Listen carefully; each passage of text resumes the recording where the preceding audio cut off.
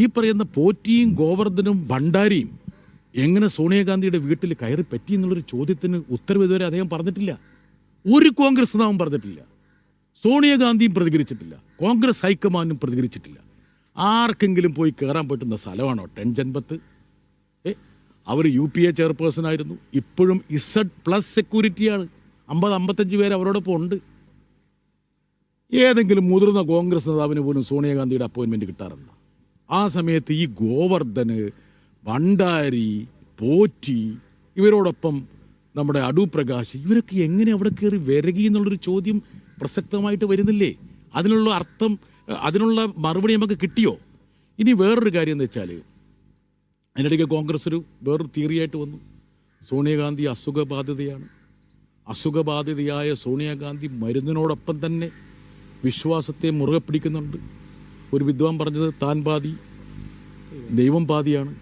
അപ്പോൾ രണ്ടാമത്തെ പാതിക്ക് വേണ്ടിയിട്ട് ആണ് ഈ പൂജിച്ച ചരണമായിട്ട് നമ്മുടെ പോറ്റി വന്നതെന്നുള്ളതാണ്. സോണിയാഗാന്ധി അയ്യപ്പ ഭക്തയാണെന്ന് എവിടെയെങ്കിലും പറഞ്ഞിട്ടുണ്ടോ?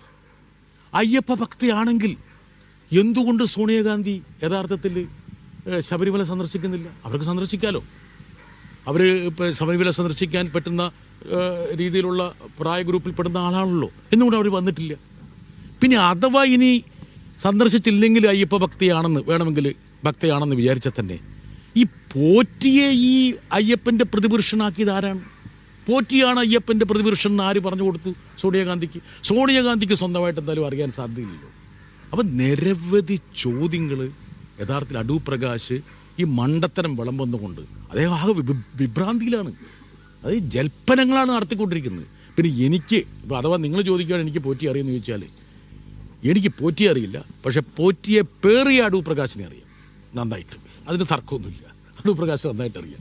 ഇനി അഥവാ ഞാൻ പോറ്റി എവിടെയെങ്കിലും വെച്ച് കണ്ടിട്ടുണ്ടെങ്കിൽ തന്നെ, വല്ല വിമാനത്തിൽ വെച്ച് പോലെ കണ്ടിട്ടുണ്ടെങ്കിൽ അത് അടൂർ പ്രകാശ് പരിചയപ്പെടുത്താനാണ് സാധ്യമുള്ളൂ. എന്നുവെച്ചാൽ അല്ലാതെ എനിക്ക് പോറ്റിയായിട്ട് ബന്ധമില്ല. പിന്നെ മൂപ്പർ വേറൊരു കാര്യം പറഞ്ഞു വെച്ചാൽ പോറ്റി ചെയ്ത ഫോൺ കോളുകൾ ഉണ്ടെന്നുള്ളത്. അപ്പോൾ പോറ്റി ജയിലിൽ പോകുന്നതിന് മുമ്പ് മൂപ്പറയാണ് ഫോൺ ഏൽപ്പിച്ചിട്ട് പോയിരിക്കുന്നത്. സാധാരണക്കാരനായിട്ടുള്ള ഒരു അന്വേഷണ ഉദ്യോഗസ്ഥനല്ലാത്ത അടൂർ പ്രകാശിന് ഇങ്ങനെ ഒരാളുടെ കോളർ ഐ ഡി കിട്ടി? അല്ലെങ്കിൽ പോറ്റി അടൂർ പ്രകാശ് എൻ്റെ ഫോൺ സുരക്ഷിതമായിട്ട് നിങ്ങളുടെ അടുത്ത് വെച്ചോ, ഞാനൊന്ന് ജയിലിൽ പോയിട്ട് തിരിച്ചു വരട്ടെ എന്ന് പറഞ്ഞ് ഫോൺ ഏൽപ്പിച്ച് ആ ഫോൺ ഇങ്ങനെ അടൂർ പ്രകാശ് പരതി കണ്ടുപിടിച്ചതാകാനല്ലേ സാധ്യമുള്ളൂ. അതുകൊണ്ട് എനിക്കൊറ്റ ഉപദേശമുള്ളൂ.